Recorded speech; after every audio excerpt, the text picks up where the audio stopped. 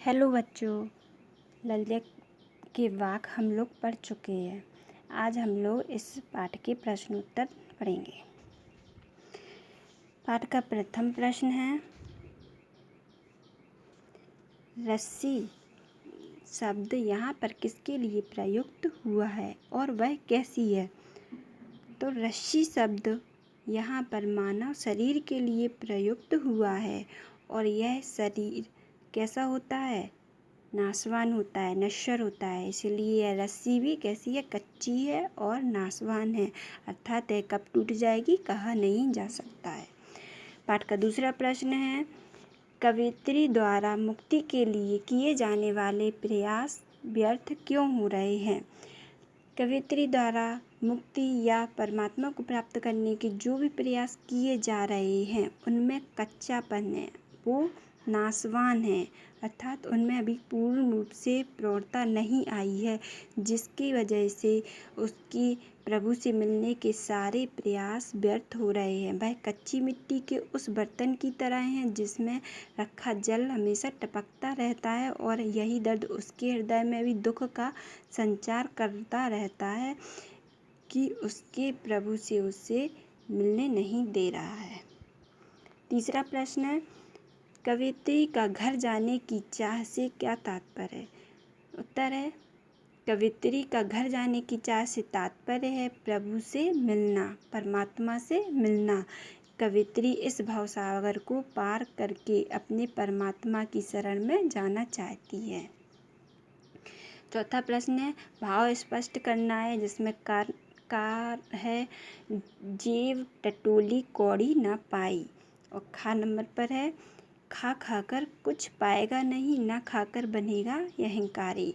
उत्तर इस प्रकार है, जेब टटोली कौड़ी न पाई, इसका भाव होगा, कवियत्री कहती हैं कि इस संसार में आकर वह सांसारिकता के मोह में उलझकर रह गई हैं। जब अंत समय आया, जेब टटोली तो कुछ भी हासिल न हुआ। अब उसे चिंता सता रही है कि भवसागर पार कराने वाले मांझी अर्थात ईश्वर को उतराई के रूप में क्या देंगी।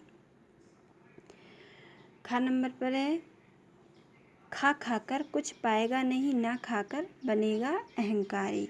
इन पंक्तियों में कवियत्री मनुष्य को ईश्वर प्राप्ति के लिए मध्यम मार्ग अपनाने को कह रही है। वह कहती है कि मनुष्य को भोग विलास में पड़कर कुछ भी प्राप्त नहीं होता है। मनुष्य जब सांसारिक भोगों को पूरी तरह से त्याग देता है तब उसके मन में अहंकार की भावना पैदा हो जाती है। अतः भोग त्याग सुख दुख के मध्य मार्ग को अपनाने पर ही व्यक्ति को समभाव प्राप्त होता है। पांचवा प्रश्न है, बंद द्वार की सांकल खोलने के लिए ललित ने क्या उपाय सुझाया है?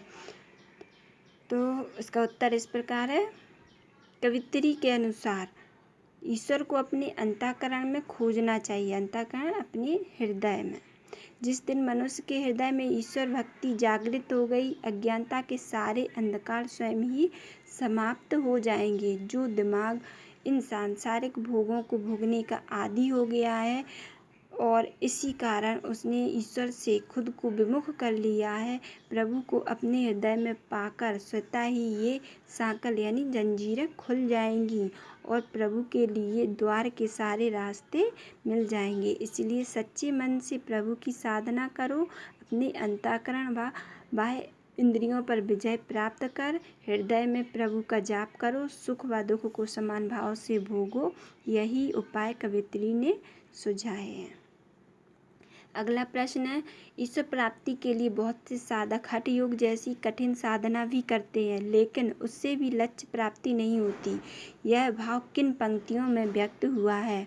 तो ललित के तीसरे वाक्य में ऐसा है कि आई सीधी राह से गई न सीधी राह, सुषुम सेतु पर खड़ी थी बीत गया दिन आ, जेब टटोली कौड़ी न पाई, मांझी को दूं क्या उतराई। इन पंक्तियों में यह भाव व्यक्त हुआ है। अगला प्रश्न है, ज्ञानी से कवियत्री का क्या अभिप्राय है? तो कवियत्री ने ज्ञानी उसको कहा है जो आत्मा और परमात्मा के संबंध को जान सके, ना कि उसे जो कि सामान्य शिक्षा ग्रहण करे।